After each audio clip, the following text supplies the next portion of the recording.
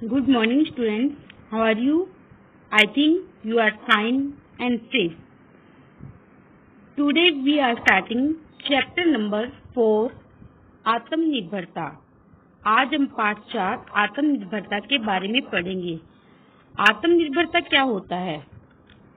यानी स्वयं पर निर्भर, अपने आप पर निर्भर। इस कहानी में हमें यह बताया गया है कि हमें दूसरों के भरोसे न रहकर अपना काम स्वयं करना चाहिए, यानी अपने आप करना चाहिए। इस कहानी में हम ये जानेंगे कि एक बार क्या होता है, एक सारस होता है, वो अपने बच्चों के साथ एक गेहूं के खेत में रहता है। गेहूं के खेत में जैसे ही फसल पकने लगती है तो सारस बहुत चिंता में आ जाता है और वो अपने बच्चों को बोलता है कि इस खेत में यदि कोई आए तो ध्यान रखना और उनकी बातों को ध्यान से सुनना।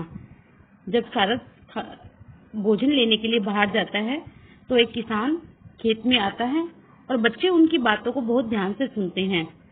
वो वहां अपने बेटे से कहता है कि फसल कटने योग्य हो गई है, अब गांव के लोगों को कह देंगे कि वो फसल कटवा देंगे।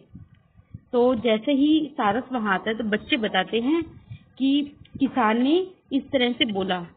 तो जो सारस है अपने बच्चों को बोलता है कि चिंता मत करो, कुछ भी नहीं होगा। तो अगले दिन फिर सारस भोजन लेने के लिए जाता है और किसान वहां आता है। तो वहां आकर सारस किसान है वो बोलता है कि गांव के लोग बहुत ही स्वार्थी हैं, उन्होंने हमारी सहायता नहीं की। मैं अपने भाइयों को बुलाऊंगा और वो खेत की फसल को काटने में मेरी सहायता करेंगे। और किसान वहां से चला जाता है। जैसे ही सारस खेत में आता है बच्चे उनसे बोलते हैं कि आज फिर से किसान आया और उसने ऐसे बोला। तो सारस ने बोला कि तुम चिंता मत करो, कुछ नहीं होगा, आप कुछ भी चिंता मत करो। अगले दिन फिर किसान वहां पर आता है और वो बोलता है कि मेरे भाई भी बहुत स्वार्थी है, उन्होंने भी मेरी बात नहीं मानी। अब खेत की फसल को मैं खुद काटूंगा, मैं सुबह आऊंगा और फिर खेत की फसल को काटूंगा। तो बच्चों ने वही बात सारस को बताई। तो सारस ने कहा कि हमें अभी खेत को छोड़ना पड़ेगा। तो बच्चों ने बोला कि ऐसा क्यों? तो बोला कि जब कोई व्यक्ति दूसरों पर निर्भर न होकर काम स्वयं करता है, अपने आप करता है, तो वो काम अवश्य पूरा होता है। अब हमें इस खेत को छोड़ देना चाहिए। तो इस कहानी से हमें शिक्षा मिलती है कि दूसरों के भरोसे नहीं रह के हमें अपना काम स्वयं करना चाहिए। अब हम इस लेसन को रीड करेंगे और आप मेरे साथ साथ रीड करना। ओके। बहुत समय पहले की बात है, एक खेत में एक सारस रहता था। एक गेहूं के खेत में सारस पक्षी का जोड़ा रहता था, वहीं उनके अंडे भी थे। समय से अंडों में से बच्चे निकले। बच्चे छोटे थे, बच्चे उड़ने लायक नहीं थे। उससे पहले ही फसल पक गई।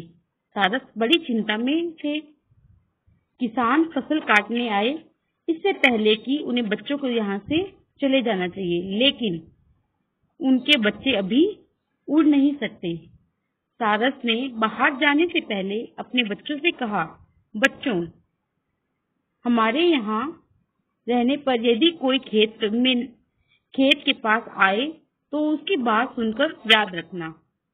उसी दिन शाम को जब सारस भोजन लेकर बच्चों के पास वापस लौटा तो बच्चों ने कहा, आज किसान आया था, वह बहुत देर तक खेत के चारों ओर घूमता रहा।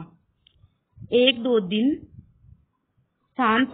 स्थान पर खड़े होकर देर तक खेत देखता रहा।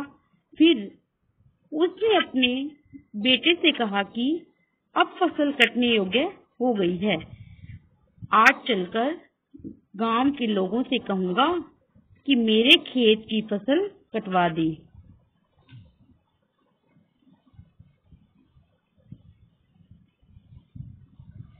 सारस ने कहा, फसल कटने में अभी देर है, तुम लोग चिंता मत करो, उसके गांव के लोग गेहूं काटने नहीं आएंगे, हम यही रहेंगे। 2-3 दिन तक कोई फसल काटने नहीं आया।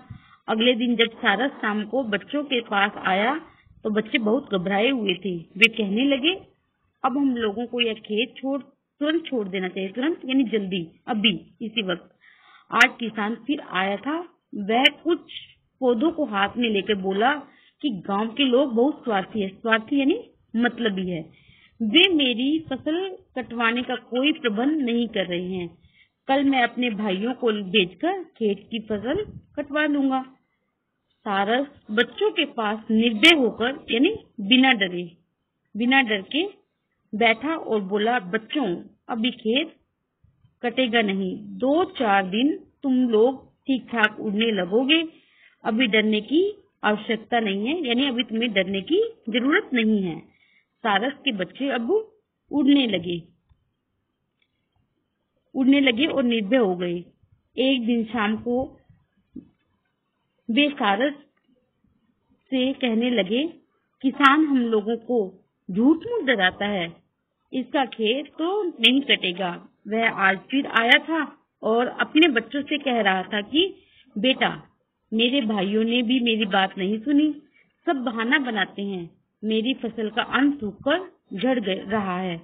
कल उषा काल में हम स्वयं आएंगे और फसल काटेंगे। उषा काल यानी सुबह जल्दी का समय होता है, भोर का समय यानी अपने आप। सारस घबराकर बोला, अभी अंधेरा नहीं हुआ है। चलो जल्दी करो, दूसरे स्थान पर उड़ चलो।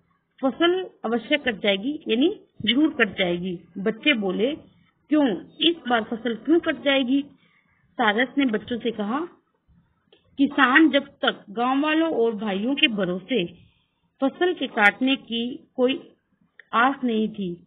जब कोई दूसरे से भरोसे काम छोड़ता है तब उसका काम कभी नहीं होता, लेकिन जब कोई स्वयं अपना काम करने को तैयार रहता है तब उसका काम कहीं नहीं रुकता। किसान जब समय कल फसल काटने आएगा तब उसकी फसल अवश्य कटेगी। सारस अपने बच्चों को लेकर उसी समय वहां से उड़कर दूसरे सुरक्षित स्थान पर चला गया। तो स्टूडेंट्स, इस पाठ में हमें क्या सीखने को मिला कि हमें कोई भी काम को दूसरों के भरोसे नहीं छोड़ना चाहिए। हमें अपने काम को स्वयं करना चाहिए, क्योंकि स्वयं किया हुआ काम एक तो जल्दी होता है और अच्छा होता है। तो हमें अपने काम को स्वयं करना चाहिए, दूसरों के ऊपर नहीं डालना चाहिए। आई होप आपको ये लेसन बहुत अच्छा लगा हुआ होगा और आपको इससे बहुत अच्छी सीख मिली हुई होगी। Thank you. Have a nice day.